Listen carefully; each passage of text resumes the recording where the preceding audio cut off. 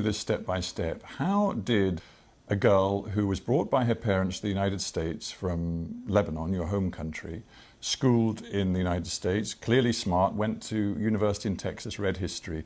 How did you get involved with the sex porn industry? I don't think low self-esteem discriminates against anyone. It doesn't matter if you come from a great family or if you come from a not so great background. I struggled my entire childhood with weight, and I never felt attractive or worthy of male attention. And suddenly, my first year of college, I start losing all this weight from making small changes. And by the time I graduated, I was ready to make a bigger difference. I felt extremely self-conscious about my breasts because that was the first thing to go when I lost all the weight. I lost about 50 pounds. I don't know how many kilos that is, or stones. Well, it's a considerable amount of weight. Yeah. It changed your body, it changed you physically. Completely. Yeah. So my biggest insecurity was my breasts. So I wanted to more or less go back to what they normally were.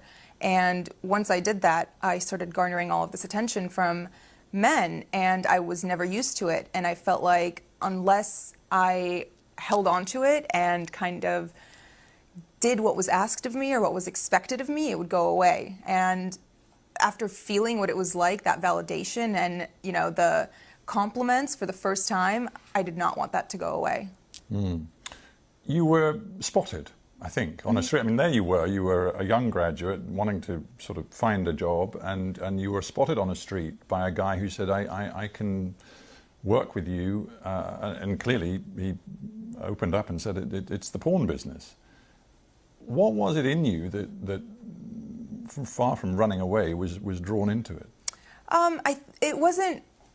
That's not how it was. It wasn't just, hey, do you want to come do porn? It was more so, oh, you're beautiful. Like, would you like to do some modeling? Oh, you know, you have a great body. Like, I think you'd be great in nude modeling.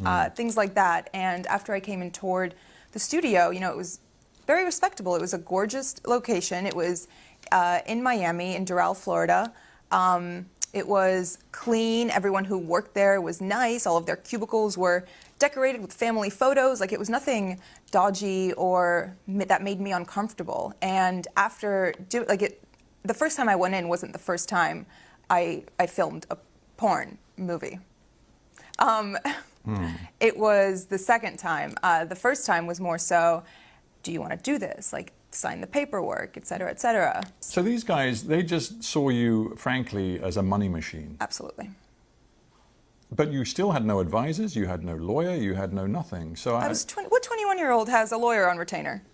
I'm just trying to get my head around how stressful this must have been, and whether even now, because you sit here so poised, and obviously a lot of time has passed and you've moved on, but do you think there is some sort of post-traumatic stress that is in you from this experience? Yes, and I think it kicks in mostly when I go out in public, because the stares I get, I feel like people can see through my clothes, and it brings me deep shame.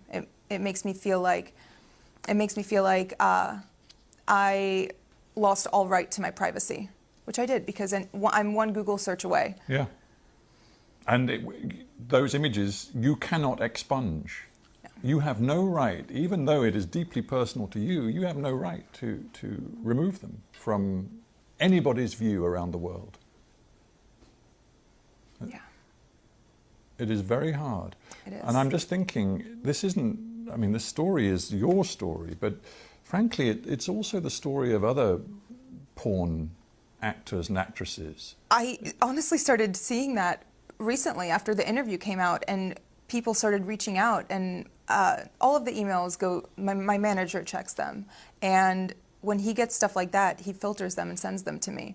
And reading the words of some of these girls who have been sex trafficked and forced into porn, and all of these stories of girls whose lives have been ruined by it, and by men who have taken advantage of them, and by contracts that they didn't even understand the jargon of, it makes me feel like, okay, maybe it was good that I started talking, and that I posted this interview, and that I'm speaking out now, because other people feel the same way. And even if they don't relate on as deep a level as, you know, doing porn, they can relate on the level of being insecure and being pressured into doing something they didn't want to do. You were wearing the Islamic headscarf, often known as hijab. And of course, then it developed into a sort of a sex scene. You must have known how provocative that was. I verbatim told them, "You guys are going to get me killed." And they said? They just laughed. Why didn't you then say, "I'm not doing it"? Intimidation. I was scared. But I knew that if I said no, it would, you know, they're not going to force you to do it. That's, at that point, that's rape. No one's going to force you to have sex. But I was still scared. I mean, have you ever felt scared not scared, but nervous to speak up and say something at a restaurant when your food's not right and the waiter comes by and says, "How is everything?" I was intimidated. I was nervous. we interview a lot of people, and many of them are middle-aged or older. It's great to have somebody in the studio who's only 26 years old. There is a school of thought which says that our culture as a whole, I'm not just talking about the United States or the UK, but many, many countries, is being pornified, and that young people in particular are so exposed to pornography, so young in their lives, that it's materially changing the way males and females relate to each other, the way they think about relationships in a potentially very corrosive, damaging way. What's your take on that? Of course it affects relationships. Porn addiction is very prevalent in America, and I'm sure here too. The things that men see in videos, they expect from the women in their lives, and that's just not reality. No one is going to be that perfect. No one is going to do those acts on a Wednesday night with the person they love.